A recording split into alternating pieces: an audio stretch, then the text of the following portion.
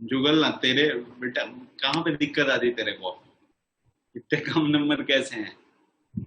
अरे सर, वो इस बार है ना, फिजिक्स का थोड़ा ज्यादा अच्छा जा रहा था। ये तो सारा टाइम उसी में लगा दिया। नहीं नहीं, सारा नहीं।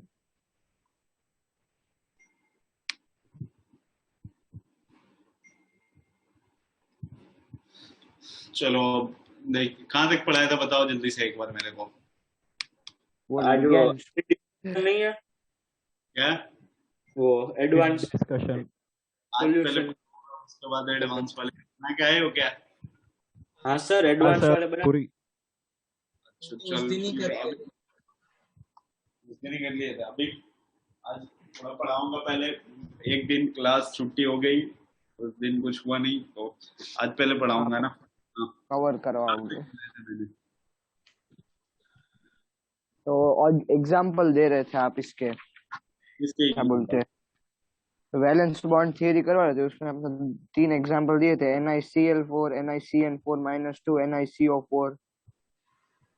अच्छा, हाइब्रिडाइजेशन। Yes, hybridisation. अरे वो टेप ना बाकी रह गया। हाँ सर, वो टेप ना आप फिर से लिखोगे? NiCl4, ये हाँ, वो Ni, 3 एग्जाम।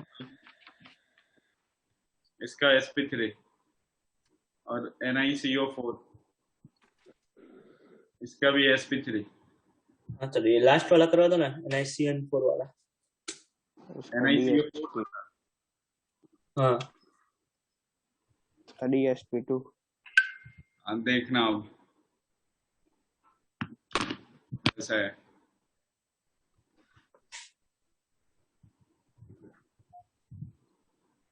NiCO4 sp3, ये यहाँ पे देखो, जब कोऑर्डिने NiCO4 में जब कोऑर्डिनेशन नंबर कितना है?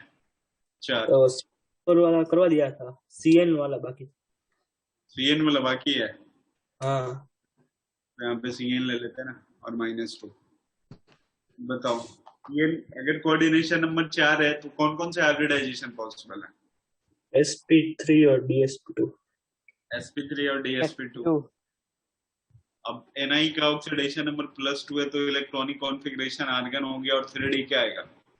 8 आएगा। तो ये D के इलेक्ट्रॉन हो गए, 1 2 3 4 5, और ये S हो गया, और इधर क्या आ गया? P। फिर से हाँ इधर D की जरूरत पड़ेगा, तो ये यहाँ पे ये हो गया, फिर से D पेयरिंग है इसलिए, ये यहाँ पे 3, ये D है, S है, P है, D है। अब देखना है यहाँ पे, अगर इसकी बात करें, Ni के पास 8 इलेक्ट्रॉन है, 1 2 3 4 5 6 7 8। पेयरिंग होगी ना, स्ट्रॉन्ग फील्ड लिगेंड है ना Cn, तो पेयरिंग होगी, ये वाला इलेक्ट्रॉन यहाँ पे आ जाएगा, तो 1 2 3 4 5 6 7 8। अब Cn आप डालना स्टार्ट करो, तो एक यहाँ पे आएगा, जहाँ पे खाली है वहां पे डालते ना। तो देखो कहाँ कहाँ डाले, एक डी में डाले, और दो किस में आया है? दो, पी पी में में, और एक, एक एस। sp2 हो गया। डायमैग्नेटिक है ये, क्योंकि एक भी अनपेयर्ड नहीं है। वर्स मैग्नेटन की वैल्यू क्या होगी? जीरो। 0। और क्या बचा अब इसमें? लो स्पिन हो गया। नोट कर लो।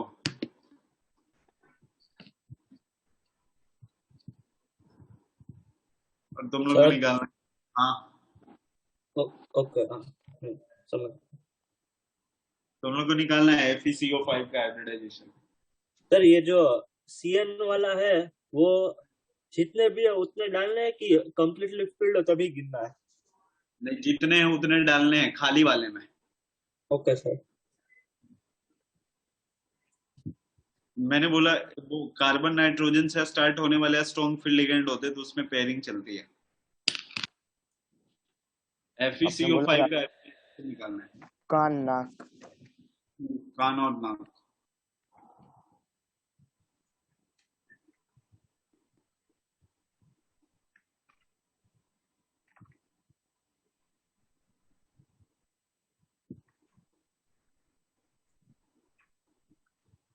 FeCO5 का हाइब्रिडाइजेशन।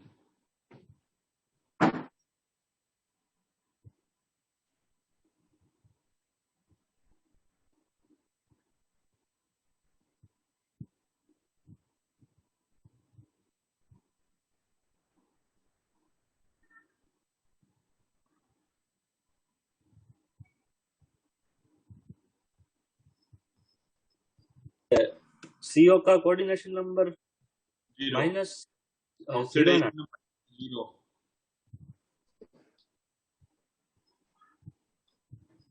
ऑक्सीडेशन नंबर जीरो होता है। Okay sir.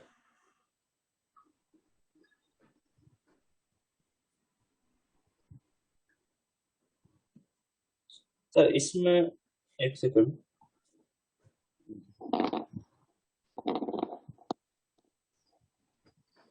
ऐसा लग रहा है कि DSP3 आएगा। DSP3 एस तो इस बार खाली है नहीं, फिर क्या किया तूने एस के इलेक्ट्रॉन को? सर वो S खाली है ना। कहाँ खाली है? एस कहाँ खाली है? वहां पे तो Na+2 था, तो एस में इलेक्ट्रॉन ही नहीं थे। यहाँ पे Fe का तो जी ऑक्सीडेशन नंबर जीरो है। हाँ तो भी सर उसका 3D80 है, आर्गन 3D80 आएगा। 4s2 3d6 आएगा ना, आर्गन कहाँ है? ये है ना, यस सर। वही मैं बोल रहा हूँ कि तूने एस के इलेक्ट्रॉन को क्या किया फिर? ओके।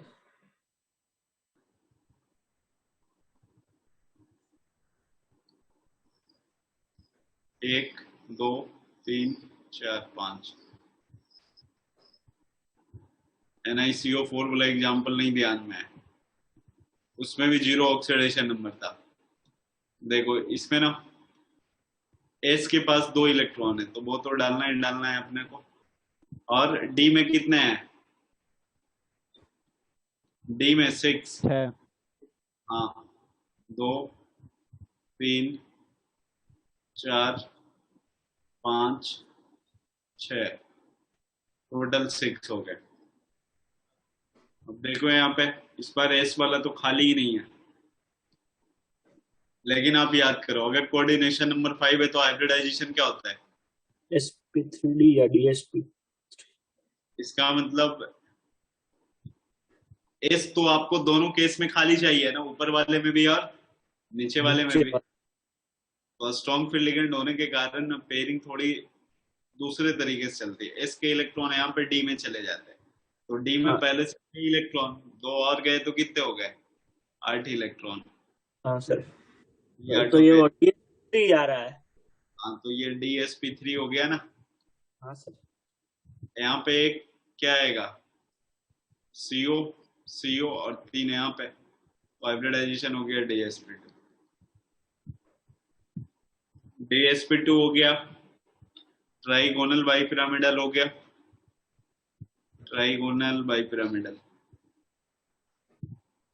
और नेक्स्ट में कौन सा? ट्राइगोनल बाइपिरामिडल, पैरामैग्नेटिक या डायमैग्नेटिक? डाया। तो diamagnetic. Lower spin, highest spin? Lower spin. वो स्पिन लो स्पिन कैसे डिसाइड करते हैं, भूल गया। जिसके पास पेयर्ड इलेक्ट्रॉन होगा ना वो हाईएस्ट स्पिन, कम वाला लोअर स्पिन। 0 बोर्स मैग्नेटन कितना? 0। नोट कर लो।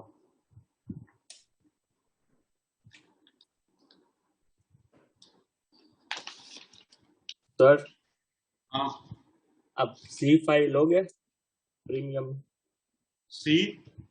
Z5 प्रीमियम लोगे वो राधे देखने के लिए? अरे नहीं, ये राधे वाधे देखने के लिए प्रीमियम आज नहीं तो कल इधर उधर तो आएगा ही ना वो। हाँ। तो बस काम हो जाएगा ना, और टेलीग्राम पे कहीं कहीं से आ जाएगा ना, यहाँ से पेन ड्राइव उठा के बस टीवी में डाल देना है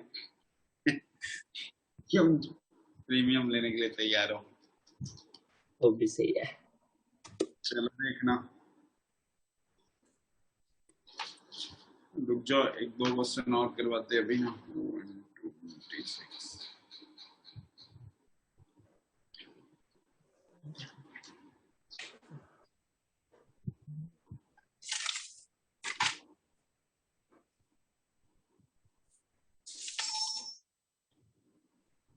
ऐसा है क्वेश्चन,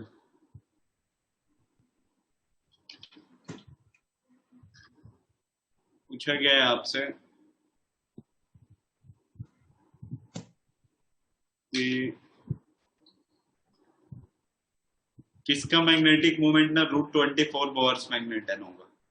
और सबसे पहला ऑप्शन है COF3H2O whole thrice. B option है COCl4-2।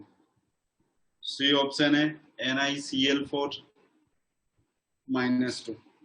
डी ऑप्शन है NiH2O6+2। किसका बोर्स मैग्नेटन √24? कैसे सोचोगे क्वेश्चन? Ni चार होंगे। अनपेयर्ड 4 होने चाहिए, तो NiCl4 पेयरिंग नहीं होना चाहिए। अनपेयर्ड इलेक्ट्रॉन 4 किस में होने चाहिए? हाँ, पेयरिंग भी नहीं होनी चाहिए, ये भी बात है। तो Ni वाले में हो जाएगा निकल। निकल वाले में हाँ NiCl4 में। हाँ सही है। समझ में आया ना सबको? ये NiCl सर इसमें कितना थ्री इसमें अनपेयर्ड इलेक्ट्रॉन कितने हैं बताओ मेरे को आप। Ni+2 में 4। 4 अनपेयर्ड है। वो Ni+2 तो आर्गन 3d8 होता है ना, तो रुको, तो गोटा है तो 5 तो 3 2 अनपेयर्ड इसमें।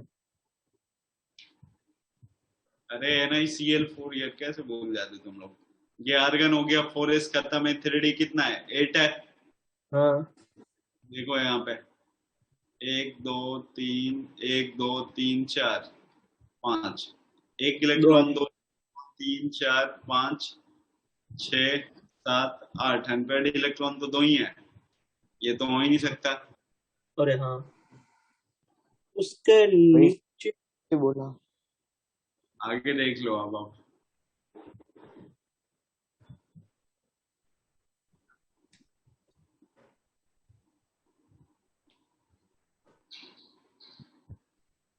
सब में अनपेयर्ड इलेक्ट्रॉन निकालो आप, सब में।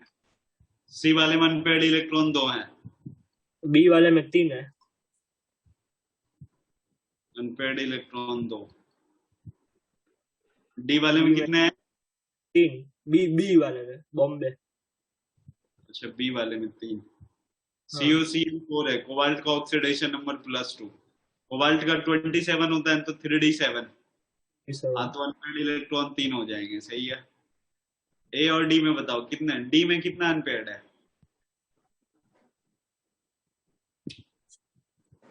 ये 2 ही है, वो सेम ही है। हाँ, तो ये 2 गया। कोबाल्ट देखो, जब +2 है तो 3 अनपेयर्ड है।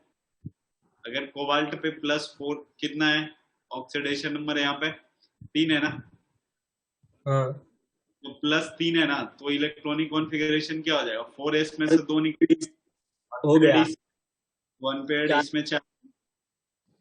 हाँ पहला वाला ऑप्शन सही है। ओके उनका सर ये क्वेश्चन नोट कर लो।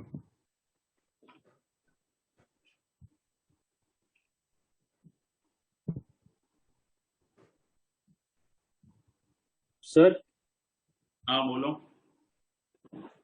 नहीं हाँ सही है। कान और नाक की ऑक्सीजन वाला नहीं चलता ना पेयरिंग में?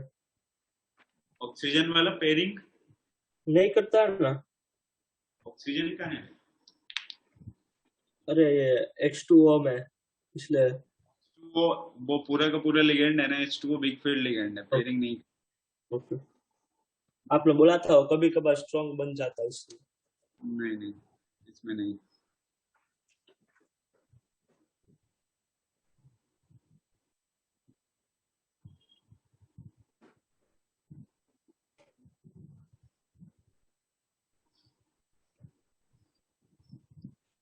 हो गया? सर हो गया नोट। नहीं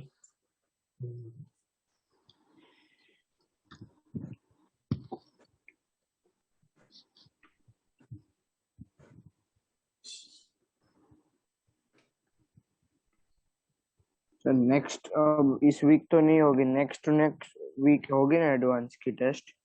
बस सिलेबस उसमें सिलेबस आप बता दोगे तो प्रिपरेशन चालू करते हैं। सिलेबस एक तो एटॉमिक स्ट्रक्चर आएगी, ओके ठीक है। बाकी 3 इधर से होंगे। एटॉमिक स्ट्रक्चर ठीक है। एटॉमिक स्ट्रक्चर होंगे और एक ये कोऑर्डिनेशन कंपाउंड, दो रखेंगे बस। ये दो तो Solid- है ही ना, मतलब पक्का। हाँ। Okay sir. एक क्वेश्चन ऐसा है, देखना, ये भी नोट कर लेना आप अपनी नोटबुक में। The magnetic moment of NiX4 -2 ion is found to be 0. The ion is, और X दे रखा है कि मोनोडेंटेड लिगेंड है। एक्स निकालना है। निकालना X नहीं है तो आपको चार ऑप्शन दिया गया है कि ऊपर जो कंपाउंड है sp3 हाइब्रिडाइजेशन होगा, बी में दिया गया है sp_d2 होगा, सी में दिया गया dsp2 होगा, और डी में दिया गया d2sp होगा। लास्ट के दो थोड़े ना होता है। हाँ, लास्ट के कौन कौन कट हो जाएंगे? सर ये sp_d2 थोड़ी होता है। अरे भाई, जो ऑप्शन में दिया मैंने दिया तुम लोगों को, अब सही आंसर बताओ कौन सा।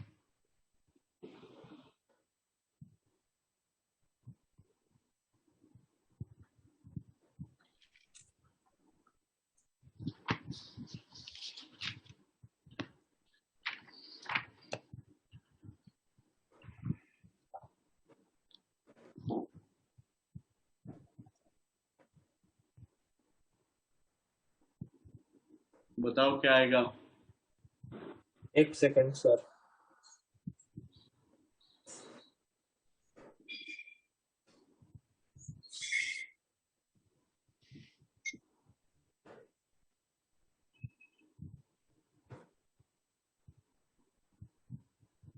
DSP2।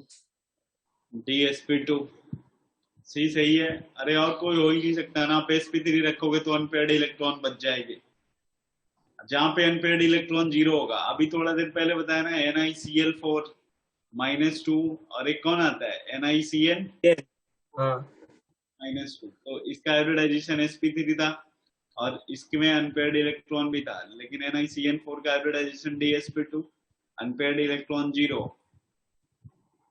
उसका कितना हो जाएगा? बोर्स मैग्नेटन जीरो हो जाएगी, तो सी आना, सी आएगा dsp2। हटा दें अब? नहीं सर, ये लिखना बाकी है। ठीक है।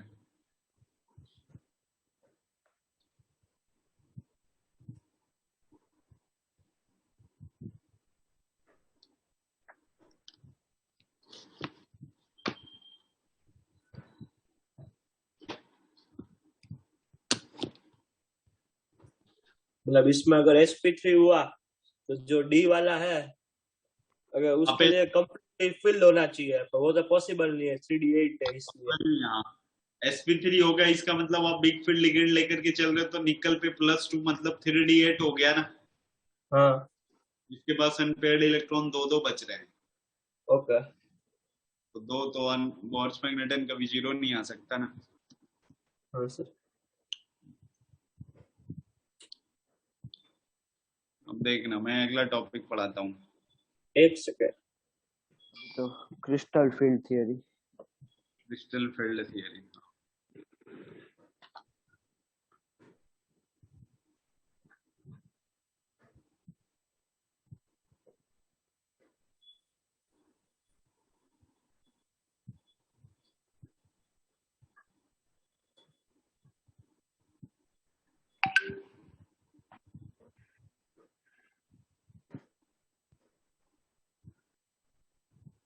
हटाए ना? वो यस सर। लिख लेते हैं।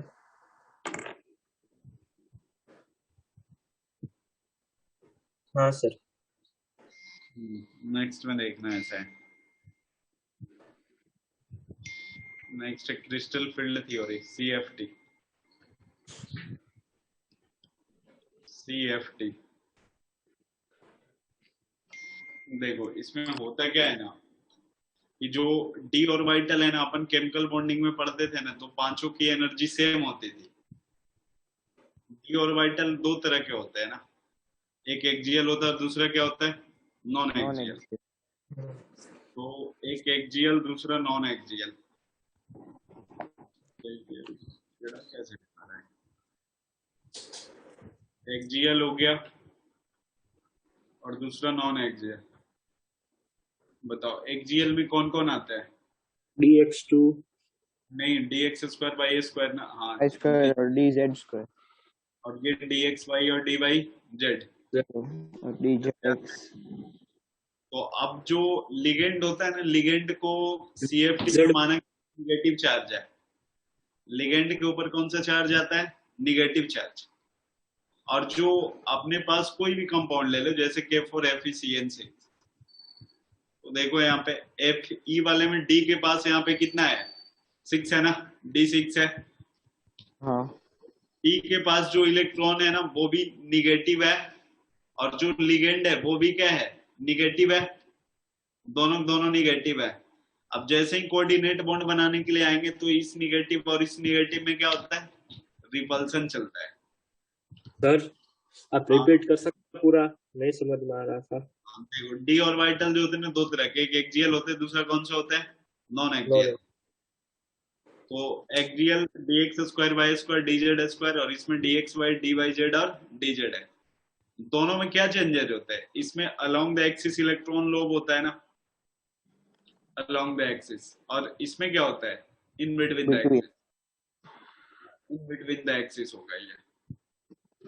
तो मैं ये बोल रहा हूँ ना कि CFT में ना, जो लिगेंड था ना, उसको निगेटिव चार्ज माना गया है। आपको पता है ना कि यहाँ पे जो लिगेंड होता है, सेंट्रल मेटल के साथ कौन सा बॉन्ड बनाएगा, कोऑर्डिनेट कोऑर्डिनेट बॉन्ड बनाएगा, और ये लिगेंड भी निगेटिव है। तो जब कोऑर्डिनेट बॉन्ड बनाने के लिए जाएगा, तो ये जो सेंट्रल मेटल के पास डी वाला इलेक्ट्रॉन है, वो भी तो निगेटिव है ना। हाँ नहीं है, तो ये निगेटिव और ये निगेटिव दोनों में रिपल्सन लगेगा ना, अगर बॉन्ड बनाने के लिए जाएगा तो। समझ में आ रहा है? तो होता क्या है ना कि ये जो लिगेंड होता है ना, जब डी के साथ बॉन्ड बनाने के लिए जाता है, तो दो पॉसिबिलिटी होती है, क्योंकि डी के पास दो तरह के ऑर्बिटल है, एक एक्सियल है, दूसरा कौन सा है, नॉन एक्सियल है। तो लिगेंड या तो एक्सियल के तरफ से बॉन्ड बनाना प्रिपेयर करेगा, या फिर नॉन एक्सियल की तरफ से। अब मान लो जो लिगेंड है ना, वो एक्सियल की तरफ जा रहा है, इसका मतलब रिपल्सन किस में बढ़ जाएगा, dx square y square dz में स्क्वायर में, और लिगेंड के बीच क्या होगा, रिपल्सन बहुत ज्यादा बढ़ जाएगी ना। समझ में? तो जो रिपल्सन बढ़ने के कारण ना, डी ऑर्बिटल स्प्लिट हो जाता है, और स्प्लिट होकर के एक्सियल वाला ऊपर चला जाता है और नॉन एक्सियल वाला नीचे। लेकिन ये कब, जब लिगेंड एक्सियल की तरफ से आ रहा है तब। अगर मान लो ये लिगेंड आ गया कहाँ, इन बिटवीन द एक्सिस, तो अब इन तीनों की एनर्जी ज्यादा हो जाएगी ना। तो वही यहाँ पे डी ऑर्बिटल जो होता है ना, वो स्प्लिट कर जाता है, और स्प्लिट करके दो पार्ट में यहाँ पे ब्रेक हो जाते हैं। तो ब्रेक होने के लिए दो ही टेंडेंसी है, या तो एक्सियल वाला ऊपर चला जाए, या फिर नॉन एक्सियल वाला। तो यहाँ पे जो ऑक्टाहेड्रल कॉम्प्लेक्स होता है ना, ऑक्टाहेड्रल का मतलब जिनका कोऑर्डिनेशन नंबर कितना, 6। जो ऑक्टाहेड्रल कॉम्प्लेक्स होता है, उसमें लिगेंड जो होता है ना, एक्सियल अटैक करता है। देखो यहाँ पे मैं आपको अभी समझा रहा हूँ फिर से। मान लो ना ये अपने पास डी ऑर्बिटल है, कौन सा ऑर्बिटल है, डी ऑर्बिटल। अब लिगेंड जो है ना, बिल्कुल यहाँ पे है, यहाँ पे। अब यहाँ से इसकी तरफ देखा, जैसे ये लिगेंड आगे की तरफ बढ़ेगा, जो डी ऑर्बिटल है धीरे धीरे एक्साइट होना स्टार्ट होगा ना, क्योंकि रिपल्सन धीरे धीरे लगेगा ना। समझ में आ रहा है? अरे लिगेंड जैसे ही बॉन्ड बनाने के लिए आएगा, वैसे ही डी ऑर्बिटल और लिगेंड में क्या होगा, रिपल्सन लगेगा। अब बिल्कुल लिगेंड एकदम नजदीक आ गया, तो क्या होगा, वो स्प्लिट हो जाएगा। स्प्लिट होकर के दो ऊपर चले जाते हैं और तीन नीचे हो जाते हैं। ये ऐसा किस में चलता है, ऑक्टाहेड्रल कॉम्प्लेक्स में। ऑक्टाहेड्रल कॉम्प्लेक्स में कि ऑक्टाहेड्रल कॉम्प्लेक्स जो होगा उसमें लिगेंड जो होगा वो कैसे अटैक करेगा, एक्सियल की तरफ से। तो एक्सियल में आपके पास dx² y² है और dz² है। नॉन एक्सियल में कौन सा, dxy dyz और dzx। देख लो यहाँ पे स्प्लिट हो गया, ऐसे आ गया। ये भी d ऑर्बिटल है लेकिन ये एक्साइटेड स्टेट में है। ये d ऑर्बिटल कहाँ पे है, एक्साइटेड स्टेट में। और यहां से लेके यहाँ तक जो कंप्लीट एनर्जी होती है ना उसको डेल्टा नॉट बोलते हैं। डेल्टा नॉट क्या हो गया, स्प्लिटिंग एनर्जी है। स्प्लिटिंग एनर्जी है, splitting energy for octahedral complex. Octahedral complex, ठीक है। ऑक्टाहेड्रल कॉम्प्लेक्स के लिए क्या है, ये स्प्लिटिंग एनर्जी है। और जो यहां से लेके यहां तक ये वाली एनर्जी होती है, यहां से लेके दो अलग अलग टाइप की एनर्जी होती है। क्वेश्चन आपसे पूछेगा 4-5 कॉम्प्लेक्स देगा किसमें स्प्लिटिंग एनर्जी ज्यादा होती है। ये वाला जो होता है ये -0.4 होता है और ये 0.6 होता है यहां से लेके यहां तक, और ये यहां से यहां। तो एक ना CFSE होता है, crystal field stabilisation energy. Crystal field stabilisation energy, CFSE का मतलब क्या है, crystal field stabilisation energy. Crystal field stabilisation energy, इसका फॉर्मूला देखना क्या होता है, नीचे वाले नाम होता है EG।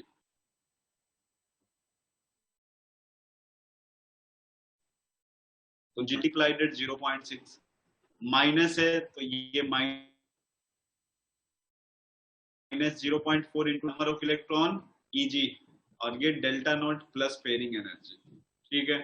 पेयरिंग एनर्जी PE जो है ना वो क्या है, पेयरिंग एनर्जी है, पेयरिंग एनर्जी।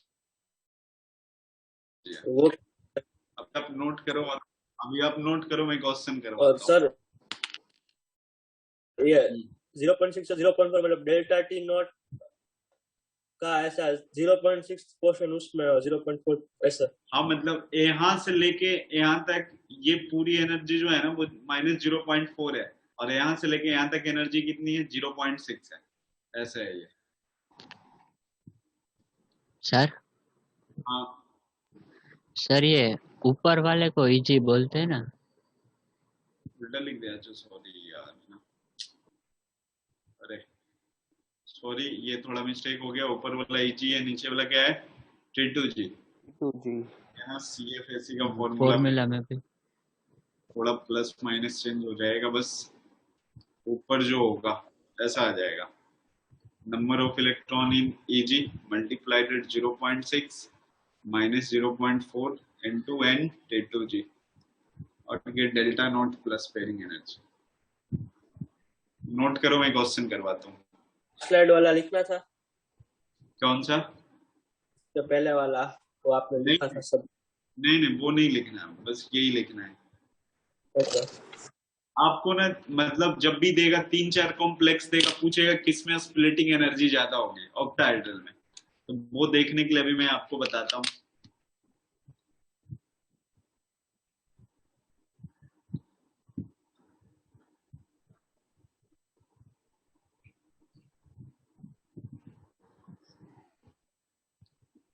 आप ईजान से बात तो करो आज। जान होमवर्क करके नहीं आया रे। जान होमवर्क बनाए तुम, एडवांस वाला क्वेश्चन। जान तुम लोग यार आजकल पढ़ कम रहे एडवांस वाले, और जेई वाला बैच जो है ना बहुत ज्यादा पढ़ रहा है।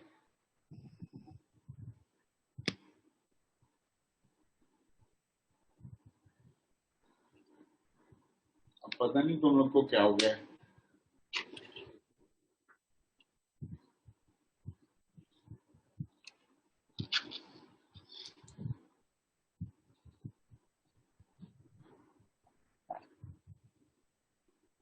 इतने आसान क्वेश्चन में इतने कम नंबर लेके आते हो, इसका मतलब ये है कि बिल्कुल सेल्फ स्टडी 0 है। बस टेस्ट दे देते हो कि अच्छा आज टेस्ट है तो दे देते हैं।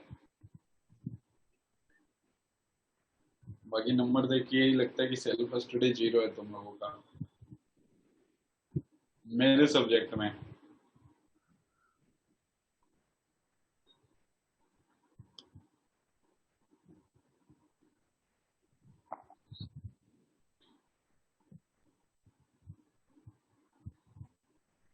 नोट हो गया?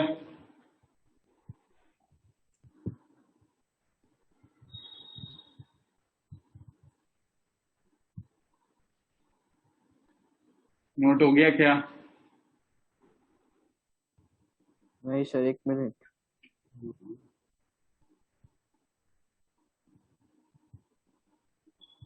चलो तब तक फिर रिज्वाइन कर लेना है। सर हो गया note.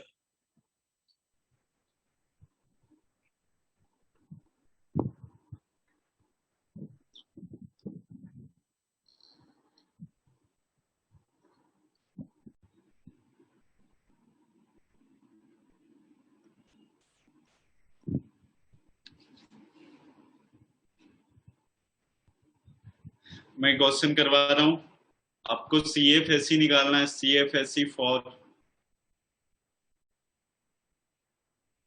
K for FECN6। K for FECN6। ठीक है। कैसा था? मतलब ये स्प्लिट तो हो रहा था, स्प्लिट होने के बाद 2 ऊपर जा रहे थे और 3 नीचे। तो ये कुछ ऐसा ना, ये इधर, ये इधर, और जो जो एनर्जी अपने को पता है वो लिख लेते हैं। यहाँ से यहाँ कितना था? -0.4। ये कितना था? 0.6। ऊपर वाला EG, नीचे वाला T2G। अब देखना है यहाँ पे बिल्कुल ध्यान से। FeCN6 में CN क्या स्ट्रॉन्ग फील्ड लिगेंड है ना, SFL है। इलेक्ट्रॉनिक कॉन्फ़िगरेशन एटॉमिक नंबर, ये ऑक्सीडेशन नंबर +2 है, तो D कितना आएगा?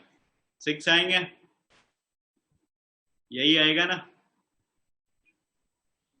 इतना आया समझ में? हाँ सर।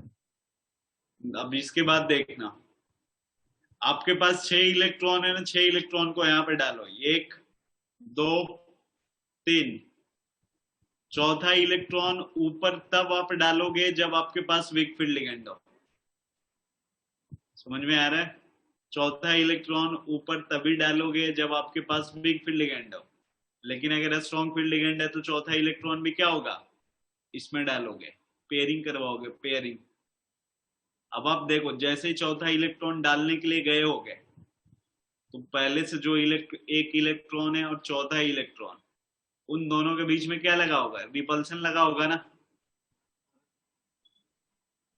नहीं समझ में आया?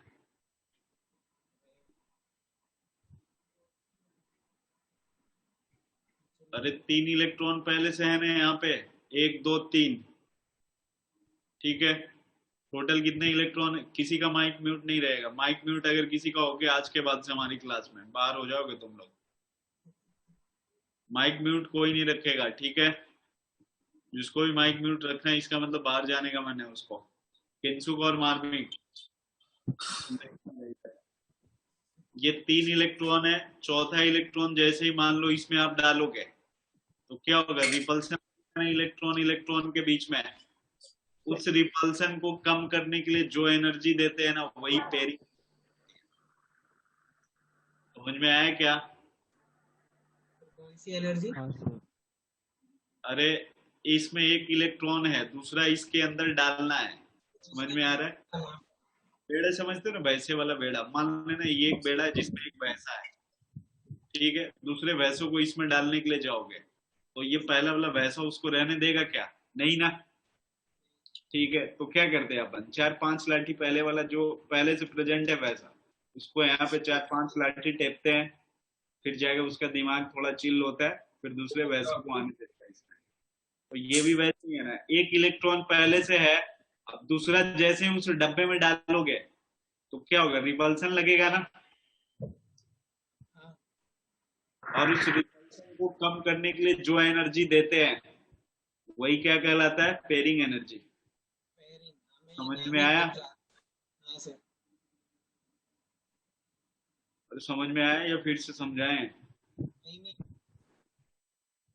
सर वो क्या सर, वो रिपल्सन को एक इलेक्ट्रॉन पहले से है, दूसरा इलेक्ट्रॉन डालने के लिए जो रिपल्सन लगता है, उस यस रिपल्सन सर। को करने के लिए जो एनर्जी देते हैं वही पेयरिंग एनर्जी होती है।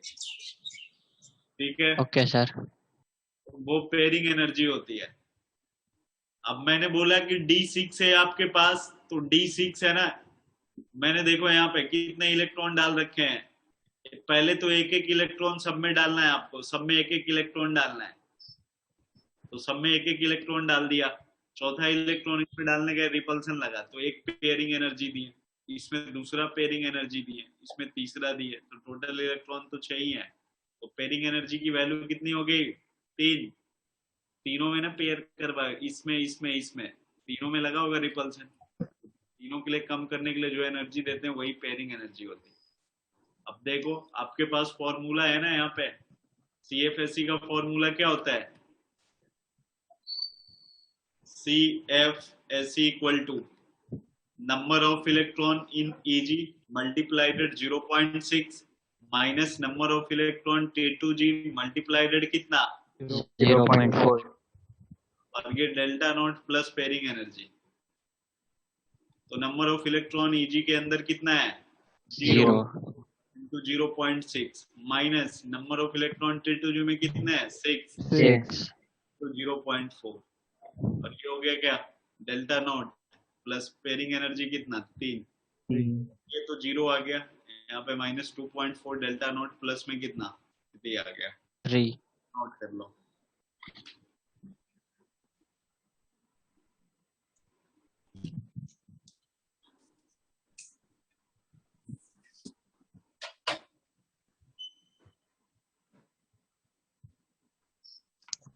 सर बहुत सारे वेटिंग में होंगे। निकल दिए सब। एक तो ईजान का मुझे पता है, और सर ये उदय को नेटवर्क इशू था। उदय का नेटवर्क इशू है।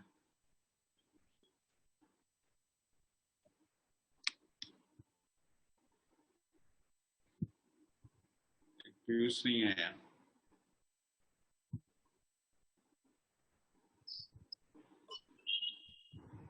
किंसुक नोटबुक बना रहे हो तुम? किंसुक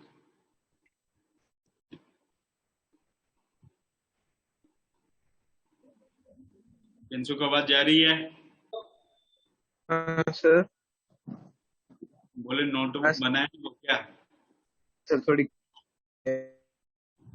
आज जो मैंने लिखाया वो तूने नोट किया है क्या?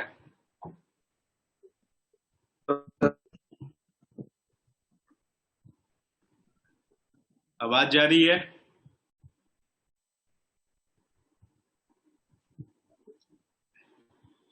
अब कुछ पूछे ही नहीं। हमें आ रही है। आप एक एक जैसा स्लाइड करते जाता है उसमें लिखा जाता। मैंने बोला आज जो मैंने नोट करवाया वो तूने नोट किया है क्या?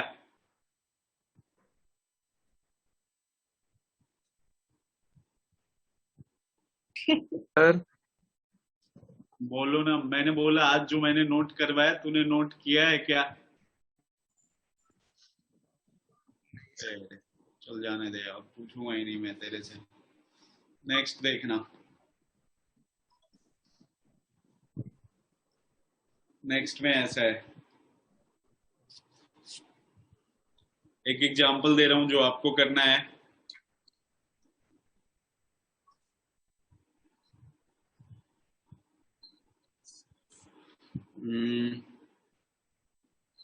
K4 Ni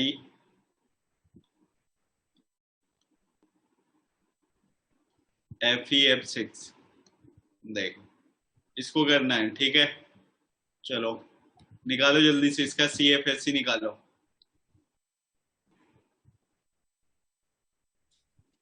CFSE की वैल्यू क्या होगी? सर हाँ मतलब एक सेकंड।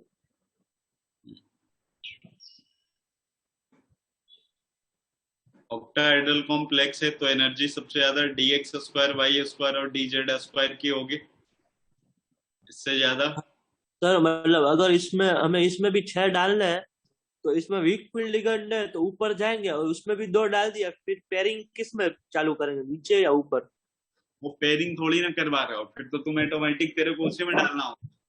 नहीं देखो, 3 फील्ड हो गए, इसमें हर एक में एक एक डाल दिया और ऊपर में भी दोनों में एक एक डाल दिया, उसके बाद किस में डालना है, लास्ट वाला? अल्लाह, देखो यहाँ पे 1 हो गया, 2 हो गया, 3 हो गया, 4 हो गया, 5 हो गया, यही ना। हाँ हाँ, अब क्या करना है वो पूछो। छठा वाला इलेक्ट्रॉन तो आपको ऑटोमेटिक इसी में डालना है ना। ओके पेयरिंग एनर्जी इसमें 0 होगा, ध्यान रखना। आपने करवाया नहीं है, ये तो ऑटोमेटिक हुआ है ना। ओके तो अभी छठा इलेक्ट्रॉन तो इसी में डालोगे।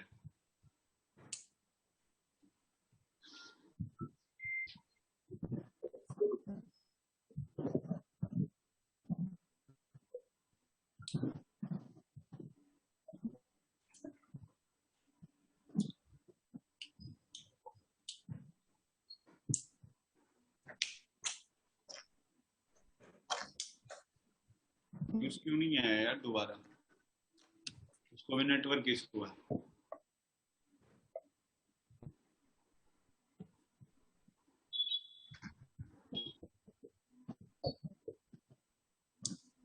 कल ये CFSC यस सर। देखना, CFSC अब जैसे ही निकालोगे सर 1.6 डेल्टा नॉट आ रहा है, कितना 1.6 डेल्टा नॉट माइनस में या प्लस में? प्लस में। देखो यहाँ पे सर माइनस में ये माइनस 0.6। में आएगा ना, ऊपर वाला 0.6 इंटू नंबर ऑफ इलेक्ट्रॉन 2 और ये सर माइनस, हाँ 4 इंटू ये अनपेड इलेक्ट्रॉन होते हैं कि नंबर ऑफ इलेक्ट्रॉन होता है? Number of electron. Okay okay हाँ और सर। ये delta not plus pairing energy 0, तो ये कितना हो गया 0.6 इंटू 2 1.2 माइनस 1.6 और ये हो गया delta not plus pairing minus कितना आएगा 0.4 डेल्टा नॉट, ये आएगा ना। Yes sir. नोट कर लो। सर हाँ सर बोलो। आप और एक बार समझाओ कि इसमें पेयरिंग एनर्जी 0 क्यों होगी? पेयरिंग एनर्जी 0 क्यों होगी? बिग फील्ड लिगेंड होगा तो पेयरिंग एनर्जी आप हमेशा 0 रखोगे, ठीक है। Okay sir. ये बिग फील्ड लिगेंड है, पेयरिंग एनर्जी 0। सर रुको अब थोड़ा, एक सेकंड।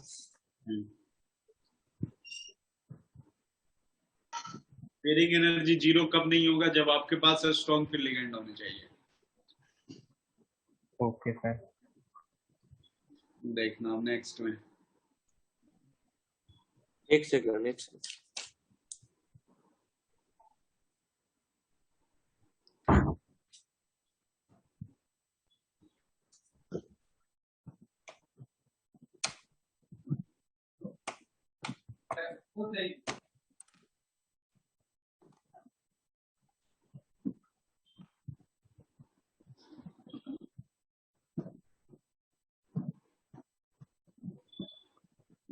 बता दें,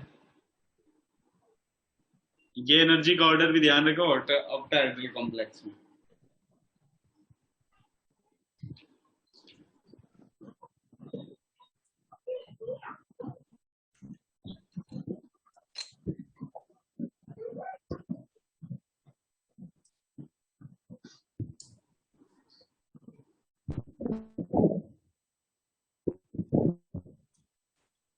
हाँ सर हो गया। Yes sir. देखना अब क्वेश्चन करवाता हूँ अभी।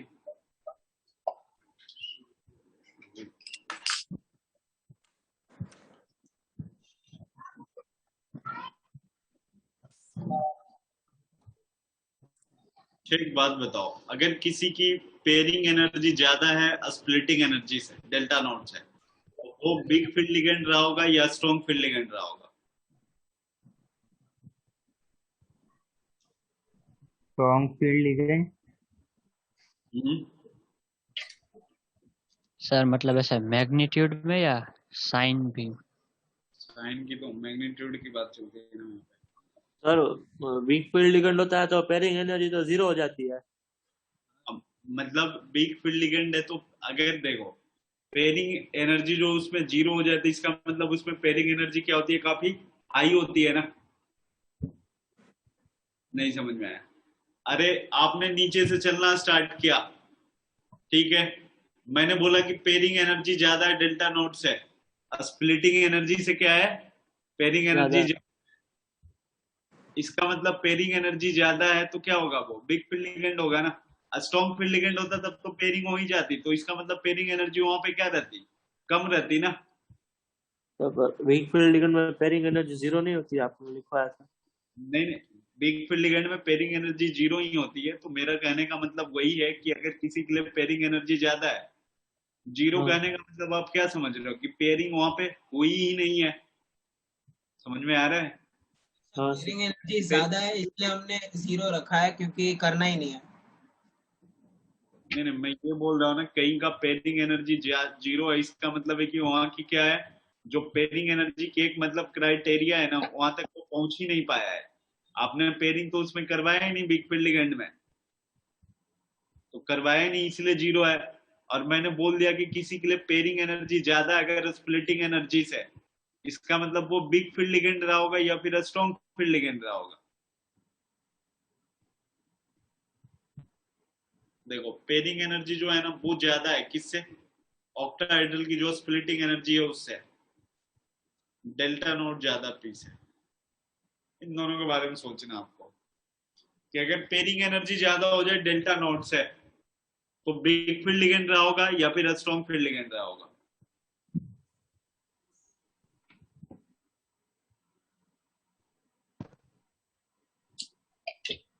नहीं पता है। नहीं पता। पेयरिंग एनर्जी ज्यादा अगर स्प्लिटिंग एनर्जी से, तो आपको सोचना है कि उसके लिए मतलब वो पेयरिंग स्ट्रॉन्ग फील्ड का काम क्या होगा या बिग फील्ड लिगेंड का काम क्या होगा। नहीं समझ में आ रहा है।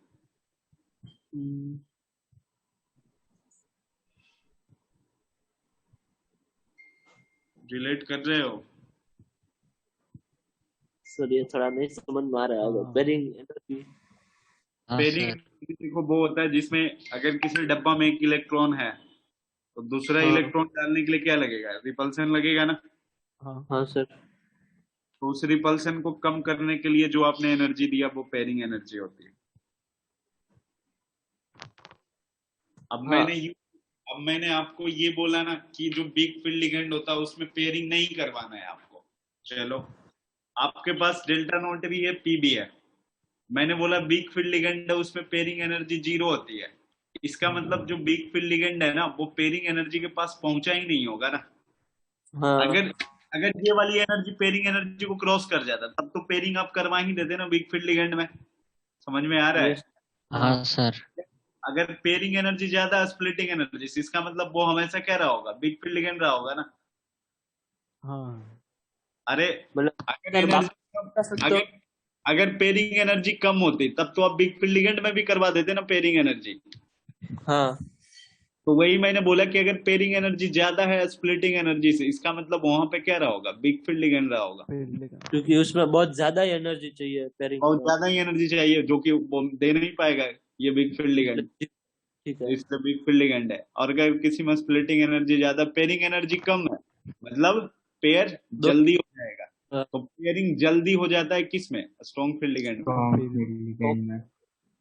आया समझ में। हाँ यस सर। सर। इसमें आप ऐसा रीजन लिखवा दो ना साइड में तो ध्यान में रहे। ये क्वेश्चन के फॉर्मेट में ही पूछेगा कि पी ग्रेटर देन मतलब डेल्टा नोट या delta naught greater than P. आपको नीचे वही चार ऑप्शन दिए जाएंगे, big field ligand, strong field ligand. Both और नन ऑफ दी ऐसा।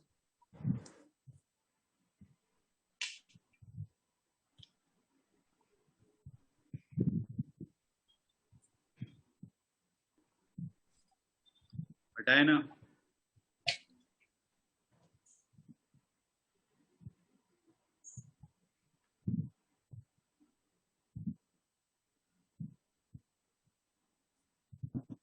ये ऑक्टाहेड्रल कॉम्प्लेक्स के लिए था कि 2 ऊपर जाते थे और 3 नीचे।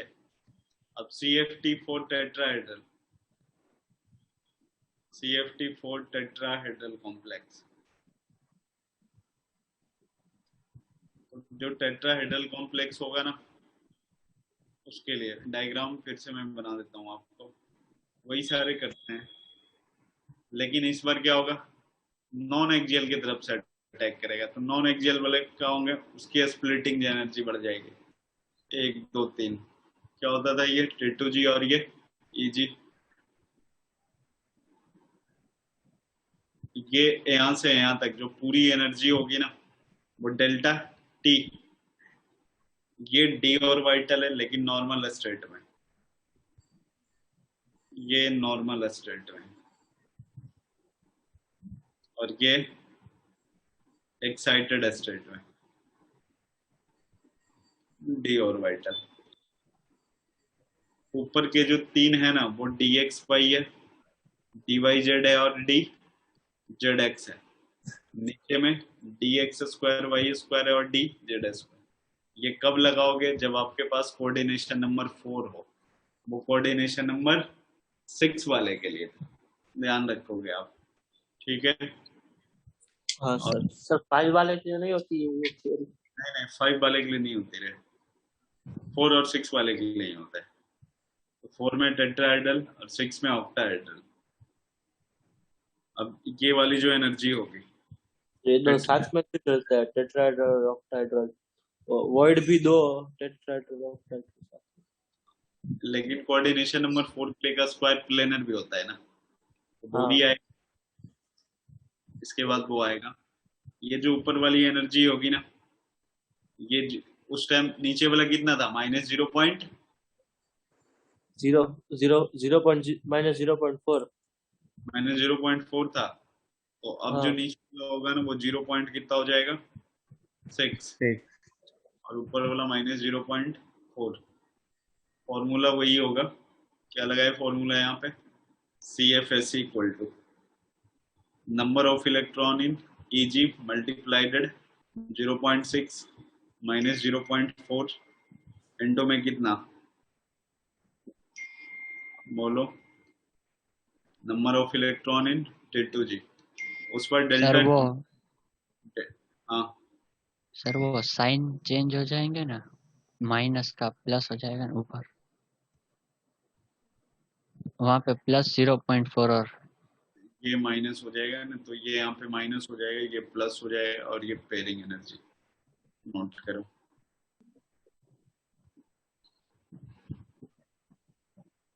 और दोनों में रिलेशन होता है, ये ध्यान रखना, डेल्टा T इक्वल टू जो होता है ना, 4/9 डेल्टा नॉट होता है।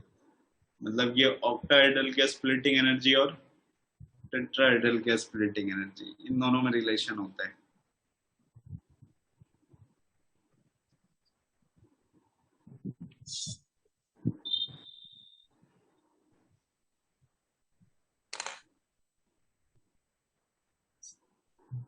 एनर्जी ऑर्डर इसका ध्यान रखना आप,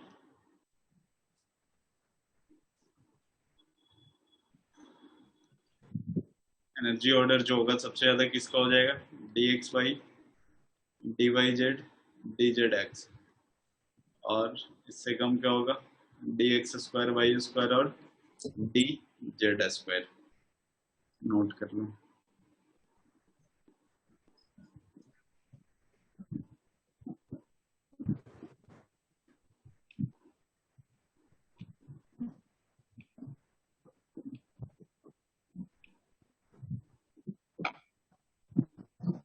रिलेशन कैसा आता है डेल्टा टी और डेल्टा नॉट का, क्या बोल रहे हो, ये रिलेशन कैसा आता है डेल्टा टी और डेल्टा नॉट का? करते नोट कर लो आप।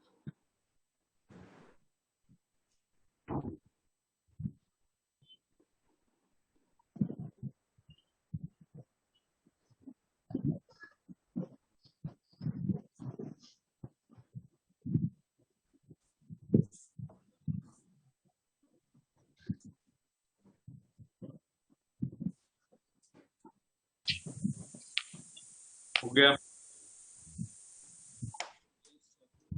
ये एनर्जी ऑर्डर ध्यान रखना, भूलना नहीं, ये भी कभी कभी पूछ देता है ना कि ऑक्टाहेड्रल के लिए एनर्जी ऑर्डर क्या होगा या फिर टेट्राहेड्रल के लिए।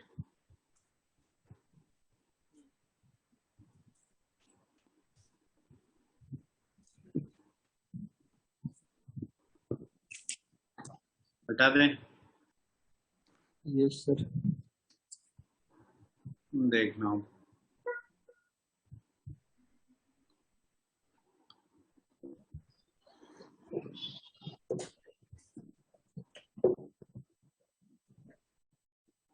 एक ना CFT होता है, CFT फॉर स्क्वायर प्लेनर।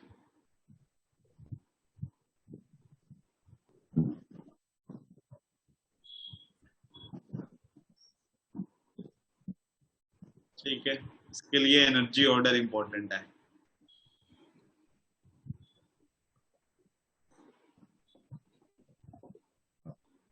ये वाला मतलब अपने सिलेबस में है नहीं, तो इससे ज्यादा पूछ सबसे ज्यादा जो एनर्जी ऑर्डर इसमें बिल्कुल थोड़ा अनएक्सपेक्टेड होता है। dx square y square, dx y, फिर dz स्क्वायर, और इसके बाद dy z equal to dx z। Note कर लो।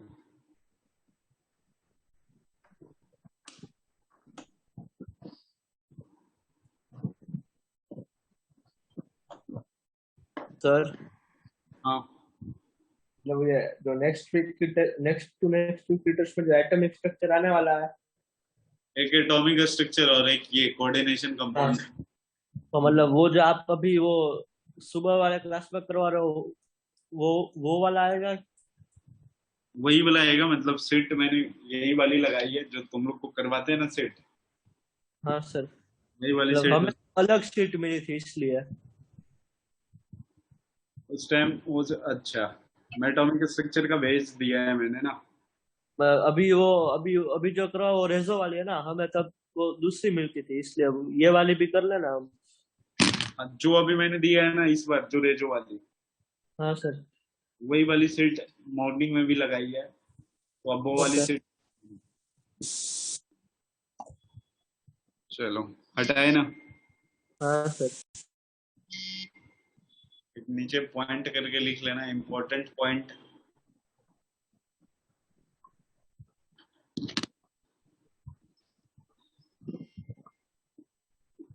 इंपॉर्टेंट फैक्टर which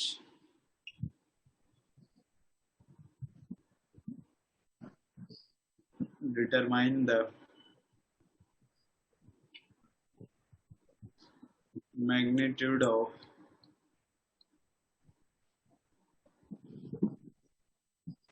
डेल्टा, मतलब वो स्प्लिटिंग एनर्जी की बात कर रहे हैं, स्प्लिटिंग एनर्जी। तो ये CFT फॉर स्क्वायर प्लेनर में खाली यही पूछता है? हाँ हाँ,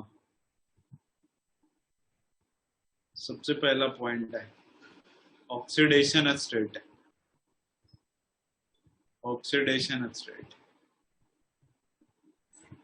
जैसे मान लो ना आपके पास दो दिया गया, मतलब एक दिया गया FeCN6 और इस पे -4 है, और एक है FeCN6 -3। पूछा कि CFT किसकी ज्यादा हो, इस वाले की या इस वाले की। ये ऑक्सीडेशन नंबर याद रखना कि higher the ionic charge on the central metal, higher the charge, higher the oxidation number of central metal atom, ये डायरेक्टली प्रोपोर्शनल होगा स्प्लिटिंग एनर्जी के। ठीक है, तो बताओ किसकी ज्यादा हो जाएगी? -3 वाले की। -3 वाले का ज्यादा हो जाएगा, नोट कर लो।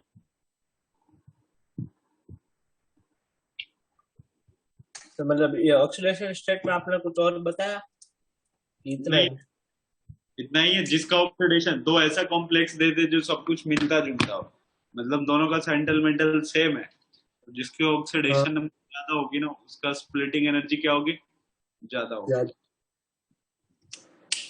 पॉइंट ऐसा है, मतलब ये जो CFT ऑर्डर, ध्यान में रखोगे। CFT जो क्रिस्टल फील्ड थियरी मतलब स्प्लिटिंग एनर्जी जो होता है ना, सबसे ज्यादा स्क्वायर प्लेनर के लिए होगा, उसके बाद ऑक्टाहेड्रल के लिए, और सबसे लास्ट में टेट्राहेड्रल के लिए। एक बिल्कुल फिक्स कर दी गई है एनर्जी अलग अलग कॉम्प्लेक्स के लिए।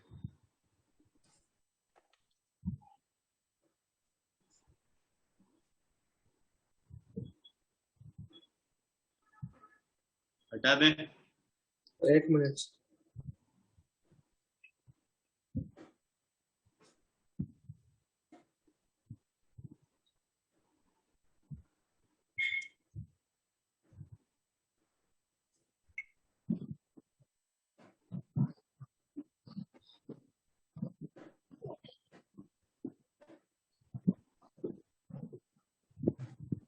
एक मिनट क्या नोट करना बाकी है। बाकी है भाई।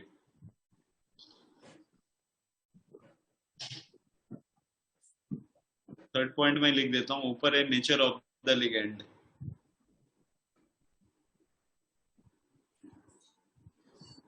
नेचर ऑफ द लिगेंड,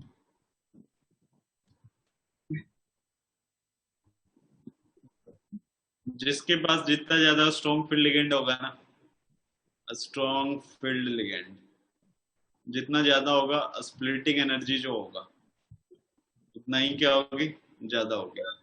अगर वीक फील्ड लिगेंड है तो स्प्लिटिंग एनर्जी जो होगा कम होगा,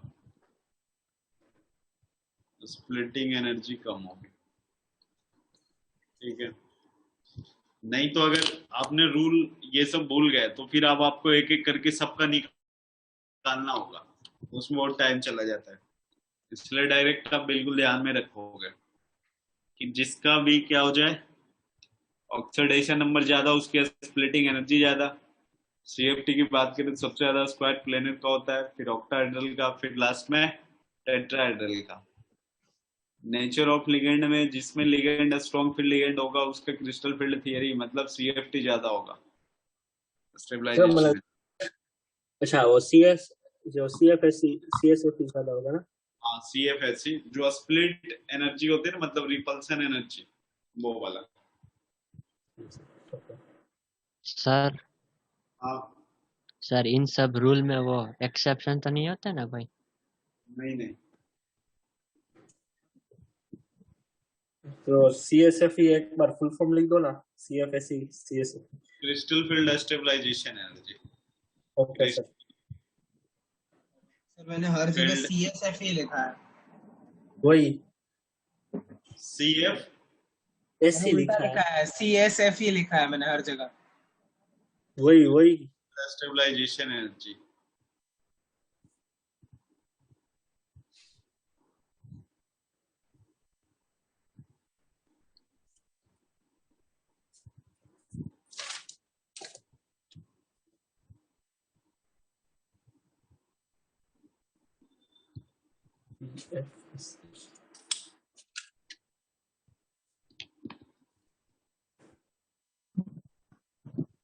बताएं? हाँ सर। चलो नेक्स्ट है एक छोटा सा बिल्कुल, stability of coordination compound. Sir क्या?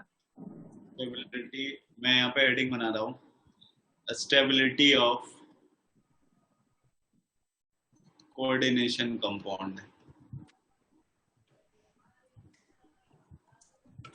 Coordination compound,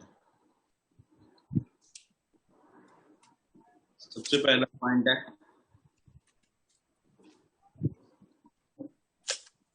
higher the value of Kf, higher the value of Kf,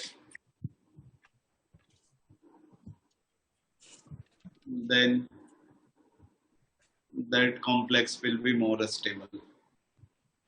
Then that complex will be more stable.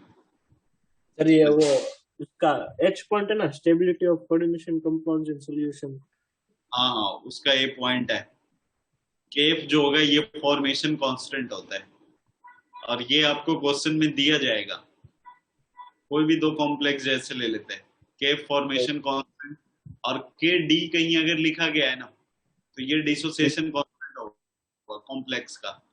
Dissociation दोनों में इनवर्सली रिलेशन होगा ना, एक फॉर्मेशन एक डिसोसिएशन है, तो के जो होगा इनवर्सली प्रोपोर्शनल क्या होगा, के डी का होगा। और ये जो फॉर्मेशन कांस्टेंट है ना उसको वो कभी कभी बीटा एन से भी लिखेगा, इसी को अपन बीटा एन जो होता है उसको स्टेबिलिटी कांस्टेंट के नाम से भी जानेंगे। स्टेबिलिटी कांस्टेंट फॉर्मेशन कांस्टेंट सब सेम है। जैसे मैं आपको एग्जांपल देता हूँ, अगर मान लो आपके पास एक लिखा हुआ है FeCN6, इसकी KF की वैल्यू दे रखी है 8 × 10 का पावर 43, और एक ऐसा है CuCN4, इसके ऊपर चार्जेज है -3, और CuCN4 इसके ऊपर -2 चार्जेज है, और ये 2 × 10 का पावर 27 है। तो इसको अगर A मान ले, इसको B मान ले, तो किसकी स्टेबिलिटी ज्यादा होगी? बोलो, स्टेबिलिटी जो होगा A का ज्यादा होगा किससे? B से।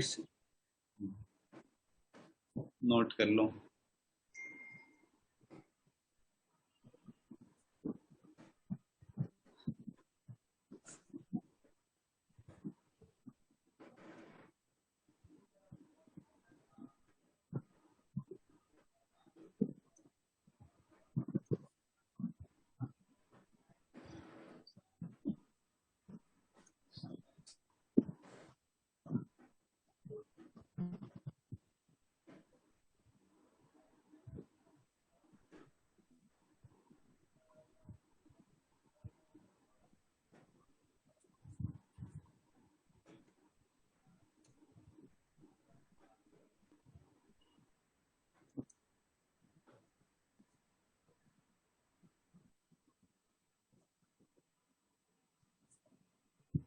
हो गया? 1 सेकेंड सर।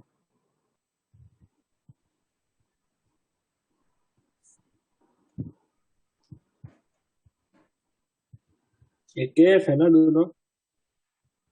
हाँ, के एफ है, वही फॉर्मेशन कांस्टेंट या स्टेबिलिटी कांस्टेंट बीटा एन लिखा होगा।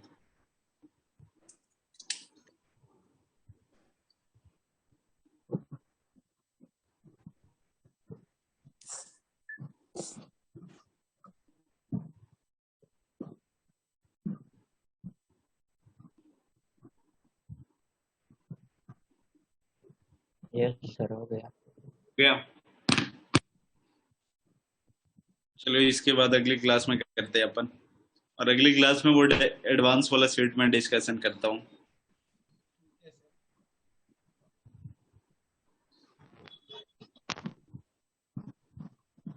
Thank you sir, bye sir. ठीक है। Thank you sir, bye sir.